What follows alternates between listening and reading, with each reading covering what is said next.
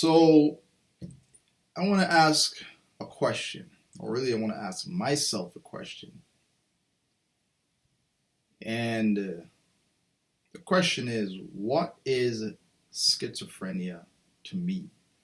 And I think that's an important question for somebody who is going through that to ask themselves. And I never asked myself that when I was struggling, and it perhaps would have been wise of me to ask that question of myself. Today, it means something different than what the answer I would have given back when I was struggling with this mental illness.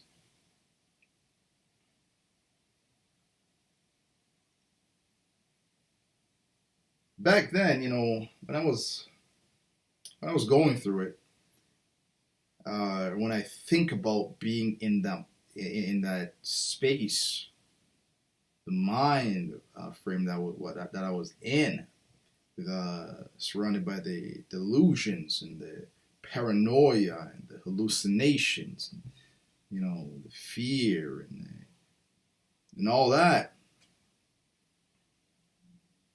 it would be a very dark place.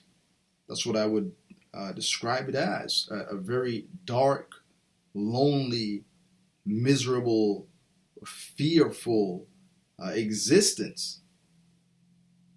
It would be the most wretched of things. It would be a suffering. It would be torment. It would be hell. Constantly tormented day and night, night and day, day and night, night and day. Miserable.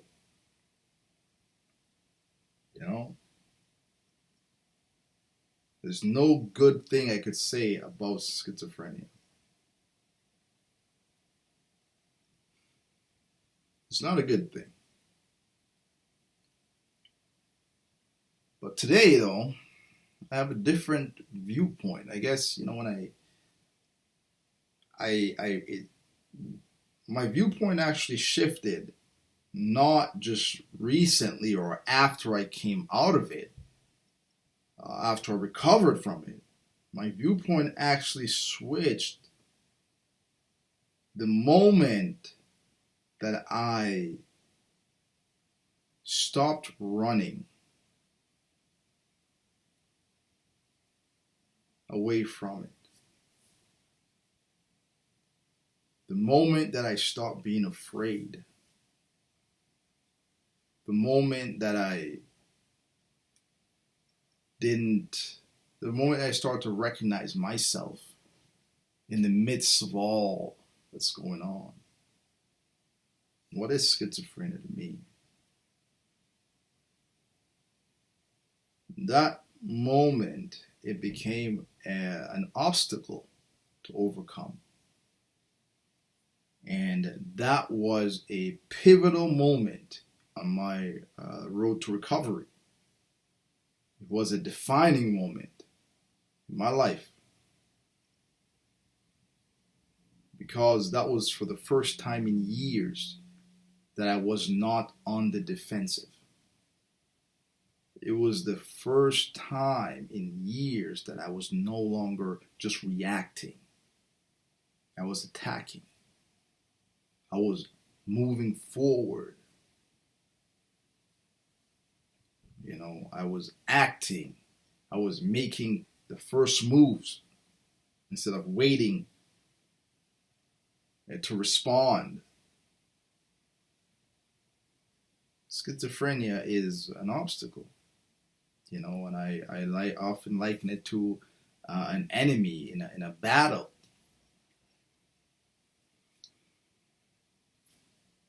We've all have obstacles in our lives, and that's the beauty of life, man. Life is not. It's amazing, and it's amazing how we lose uh, we lose sight of what's happening simply because the landscape changes. You know, we all have struggles in our lives. You know, whether it's uh, we're trying to reach goals in school, whether it's bullies, whether it's sports. We're trying to be the best, so we gotta play against some top teams or martial arts or something like that. So we gotta fight some strong people. These things all makes us, doubt ourselves, or at least we gotta struggle against doubt. We gotta struggle against fear. We gotta struggle against anxiety. We gotta reach for courage, and we gotta find determination. We gotta build ourselves up. We gotta have a positive attitude in order to overcome these challenges. It's a world that we recognize and we're familiar with ever since we were born in this world. We the first challenge is we're trying to walk and we take our first step and we fall. Before we even take our first step, just to stand up, we're trying and we fall down, but we get back up. When we fall down, we get back up until we stand, and then we try to take a first step, and then we fall, and we keep trying that, and then until we one step to another step, and then we're off. And that's just how life have been for us as we grew. That it's been consistently so that we don't even recognize some of the challenge anymore. We just move to them and we try to overcome them. Sometimes we do, sometimes we don't. Sometimes we develop complexes because of the struggles that we endure in our youth, and we haven't been able to get beyond them. Because it's not always just the thing about struggles is not just a physical aspect. There's a mental aspect as well. It's amazing how the mind and the body works, right?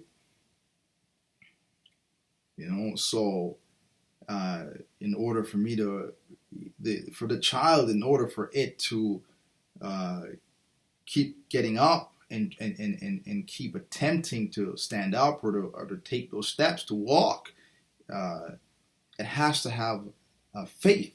It has to believe, and that's the thing. It is something that is so deep within us that it doesn't even have to be conscious. Like, we don't have to be conscious of it.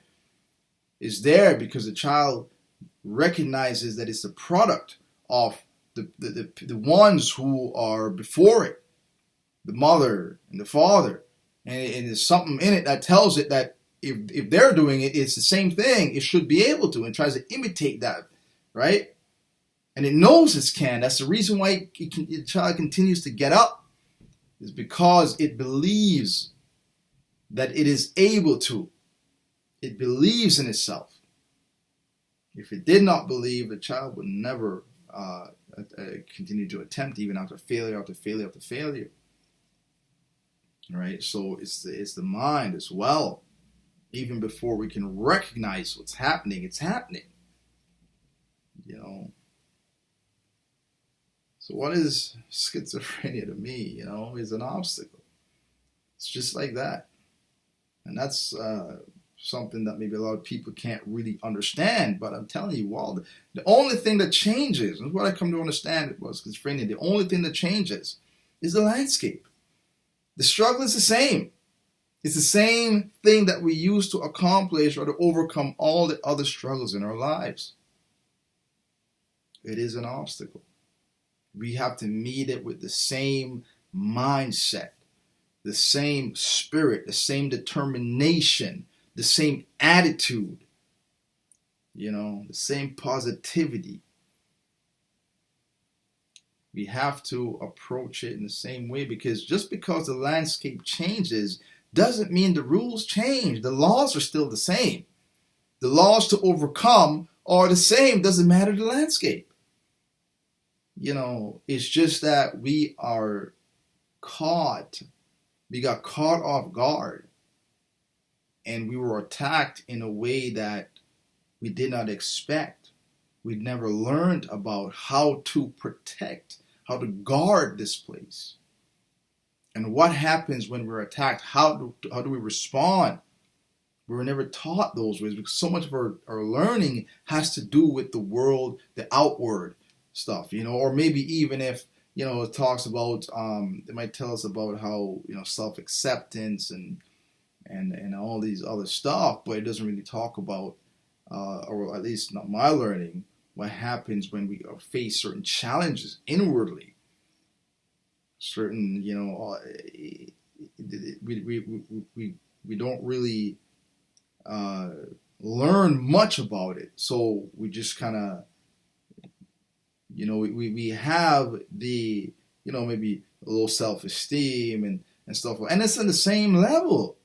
How do you, when somebody has, feel low self-esteem and they feel that they're worthless and they're nothing or whatever, and how does that person, it's not a physical struggle, it's a mental one.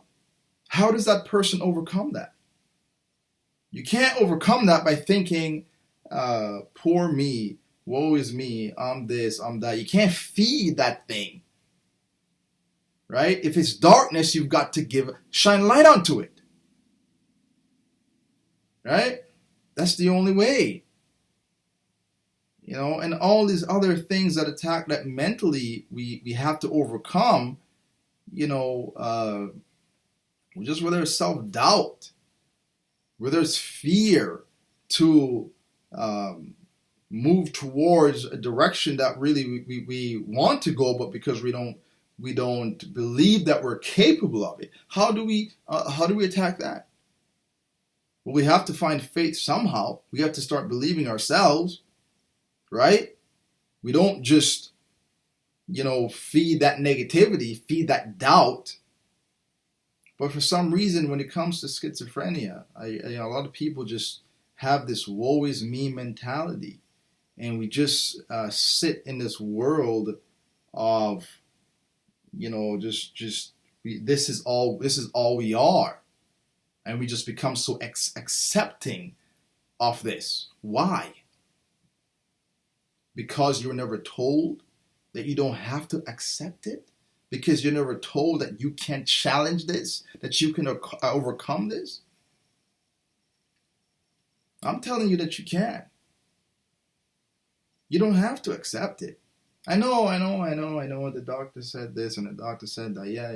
I've heard that before. They told me the same thing. Didn't mean nothing to me. Doctors go by their own thing. I mean, to me, we look at the world differently. Where they see impossibilities, I see possibilities, and that's just individually. That's how it is. Why do you think some people succeed in certain things and other people fail? Some people see a way when others see there are no way. There is no way. Some people believe where other people just have doubts. Some people take courage when others hold on to fear. Right? So it is an individual thing, how we respond to challenges. The same challenges in your life, we don't all respond to it the same. Some of us shrink, some of us embrace. Some of us just want to be, but we never become because we're afraid to be. We're afraid to step out. We're afraid to have courage. We're afraid to believe. And so we live as a shadow, always wanting to be, never becoming. At some point we gotta just say enough is enough. And we gotta just be. We gotta just become what we want to become. All right? It's being given to you. Do you have the courage to take it? Do you have the faith to hold on to it?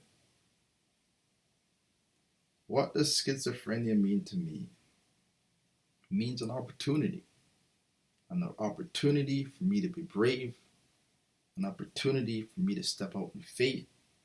an opportunity for me to show my determination, an opportunity for me to overcome an enormous obstacle. It's an opportunity for me to grow. It's an opportunity for me to see things in my heart that I didn't know were there. It's an opportunity for me to have those diamonds and gems that's buried deep within come to the surface and shine. All right, we don't have to be buried along with it. We don't have to stay under darkness, in fear, in suffering, simply because we were told that we have to. We have no choice. All right, we all got a choice, man. And to me, schizophrenia means it's a choice. What you gonna do about it?